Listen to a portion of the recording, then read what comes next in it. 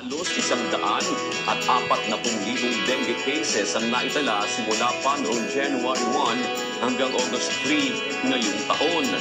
Mga 5 days to 1 week, nakakahawas siya sa lamok. Ulitin ko yung tao bleeding, walang pagdurugo, pwede naman sa bahay. Pag kumakain pa, uminom pa ng maraming tubig, pwede sa bahay. Ano yung serious dengue? Nagsusukan ng dugo. Yan. May bleed. Complete blood ang dengue MS1, complete blood ang dengue MS1, complete blood ang dengue MS1. Kumbaga sa plastic, maraming butas, maraming leak. Nagli-leak. Ito yung mga magandang pagkain sa may sakit. Kahit anong sakit. Diba?